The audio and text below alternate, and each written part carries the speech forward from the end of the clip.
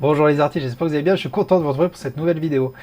Alors, là, il y a quelques temps, j'ai fait une première vidéo sur un jeu qui s'appelle Passepartout, et je voulais tout simplement faire une vidéo un peu fun en faisant un parallèle entre la vie d'artiste, la vraie vie d'artiste, et un jeu sur la vie d'artiste.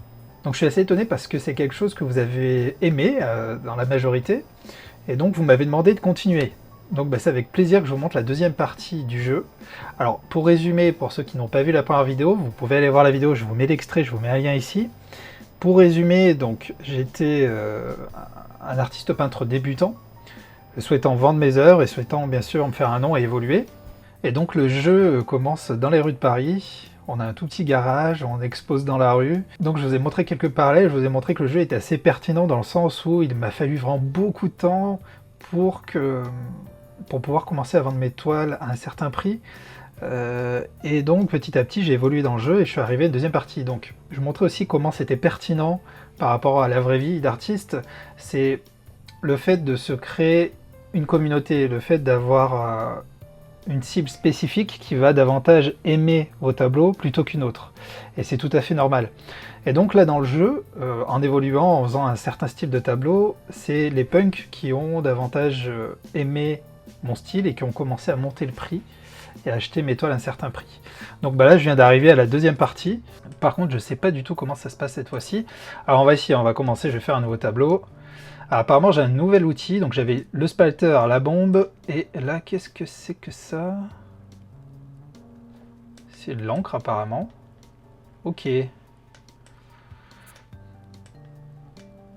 Ouh, donc là les factures sont 250 €, ça part beaucoup plus vite. Donc il va falloir que je me dépêche. Hop.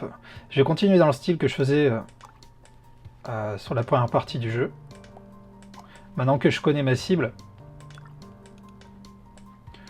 Alors par contre dans la vie, hein, ne faites surtout pas ça, faites bien des tableaux que vous avez envie de faire. Cherchez pas à répondre forcément à une cible spécifique. C'est elle qui se joindra forcément à votre style. Mais le plus important c'est de vous faire plaisir. Ça c'est certain. Et ça se ressentira dans vos tableaux, je le dis tout le temps. Alors premier tableau bien moche, mais alors comment ça se passe? Ok, il faut que je les mette comme ça. Ah, premier intéressé par mon tableau à 101 €, je vais essayer de négocier. Ça passe, 117 €. Parfait. Alors là par contre je sais pas comment ça va se passer pour la suite, sachant que j'ai déjà vu une audience qui était les punks, et là je sais pas si je vais avoir l'opportunité d'avoir des personnes différentes, sachant que je me suis déjà identifié, et on le voit à mon style là comme presque un peintre urbain. On va voir tout ça.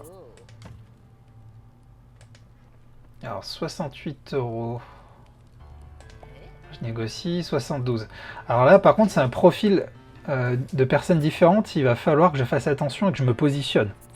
C'est-à-dire que peut-être que je refuse de vendre à certains et pas à d'autres. Alors il y a des... Qu'est-ce que c'est que ça? Il y a un fantôme avec un chapeau, je comprends plus rien. Ouais, donc je préfère le vrai art, épouvantable, donc on voit que ça y est.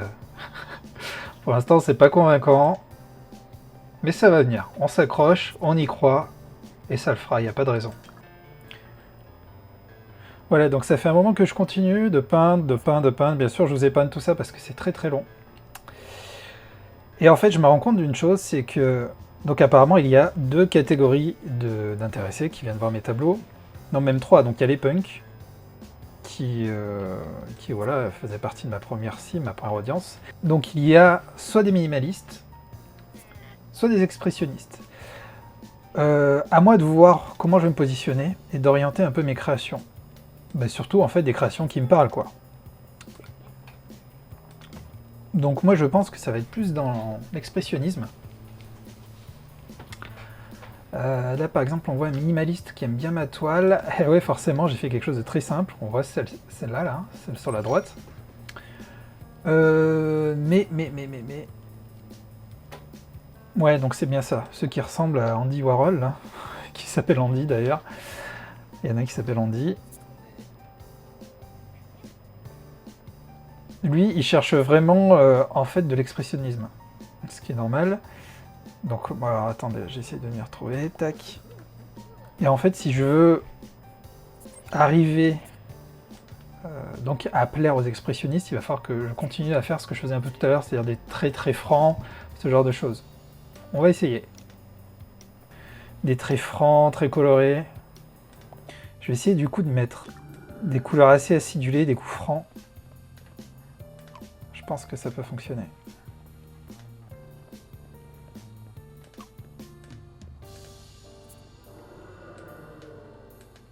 Je fais n'importe quoi. Ah, il y a un fantôme, je comprends pas. Je comprends pas pourquoi il y a ce fantôme qui se balade. Alors là, lui, ça c'est un minimaliste. Ici sur votre gauche. Donc forcément mes tableaux ne me plaisent pas parce que je suis en train de cibler les expressionnistes. Expressionnistes qui sont ceux avec des lunettes genre Andy Warhol. Ouais, donc là il n'y a que des minimalistes, donc forcément mes tableaux ne les intéressent pas. Il faut attendre les expressionnistes qui vont sûrement pas tarder à arriver. Oui, on voit d'ailleurs, il le dit, ces expressionnistes ennuyeux adorent les peintures compliquées comme celle-ci. Ça veut tout dire. Mais je sens que, comme pour le premier niveau, les punks, je dois peut-être pas continuer à les cibler en fait. Pourtant... Alors ça y est, donc... J'ai vendu 118 tableaux, 118 euros pardon, un tableau, et Andy me demande 50 euros d'un de mes tableaux, donc on va y aller. Hein. Malheureusement, parfois, il faut payer les factures. Bah voilà, comme... on voit que... La semaine dernière, donc, ouais, j'ai bu pour 200 euros de vin, d'accord, c'est un peu cliché, comme d'habitude. 50 euros de baguette, et donc il me reste 431 euros. Non, mes revenus, c'est 431 euros, et dont 188 euros cette semaine, et donc il me reste, ok. Ah, faut que je me dépêche, il y a quelqu'un qui veut m'acheter un tableau, hop. Bon, j'ai vendu tous mes tableaux, ça marche pas mal. Alors, il y a un message qui me sous-entendait de garder une audience respectable si je voulais avancer. C'est quand même triste de lire des choses comme ça, mais en fait, il sous-entend que je vais me débarrasser de ceux qui ont fait mon succès, c'est-à-dire les punks, lors du premier niveau, pour séduire une nouvelle cible qui sont soit les expressionnistes ou les minimalistes. C'est quand même triste de devoir faire une croix sur une audience, tout ça dans une volonté de vouloir avancer quoi, artistiquement.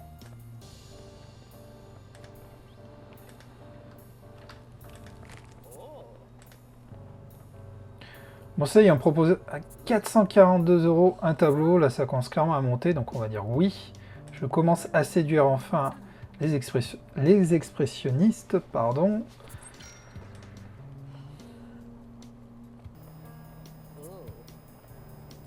« 1365 euros. Bon là je vais pas chercher à négocier. On va le vendre. Bon, je commence à fatiguer, je vous ai pas tout montré, mais j'ai fait vraiment beaucoup de tableaux, et il faut vraiment être motivé et s'accrocher. Mais allez, je le fais pour vous, motivez-moi en cliquant sur le petit pouce bleu en dessous de la vidéo, parce que là, je le fais vraiment pour vous. Hein. Ah ça y est, la musique s'arrête. Alors ça en théorie quand c'est comme ça, c'est que...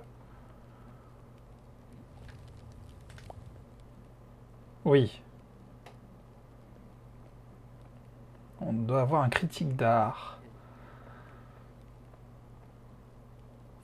Qui regarde mon tableau le plus moche, super. Intéressant, dit-il. Et donc en théorie, c'est ce qui va nous faire passer ce niveau. Donc j'ai reçu une invitation, voilà, je vais vous la lire. Cette lettre concerne une invitation à s'installer dans un emplacement plus approprié. Ah, attendez, je ferme ça. La façon dont vous vous exprimez est étonnante, votre toile sans nom m'a rendu extatique. Donc oui, je mets pas de nom sur mes toiles depuis tout à l'heure. La façon dont vous utilisez l'albâtre est brillante et vous avez la capacité de rapidement projeter une expression sur votre toile. Veuillez accepter cette offre vous invitant à exposer votre art dans une galerie appropriée. Votre art ne doit pas être limité à cet environnement déprimant mais intriguant. Ronald. Et ben voilà. Voilà les amis, on y est arrivé. On va aller en galerie. Donc, écoutez, super. Bon bah du coup, je vais accepter l'offre. On va voir à quoi ça ressemble. Et puis je continuerai sûrement dans une troisième vidéo si vous le souhaitez.